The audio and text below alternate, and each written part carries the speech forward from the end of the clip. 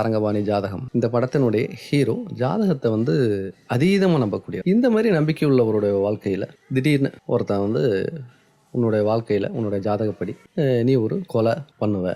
உன்னோட கையால ஒருத்தர் இறந்து போவார் அப்படின்னு சொன்னா என்ன நடக்கும்? அதுவும் அப்பதான் அவனுக்கு கல்யாணமும் நிச்சயமாயிரும். வாழ்க்கையே தலகுப்புற மாறிடும்.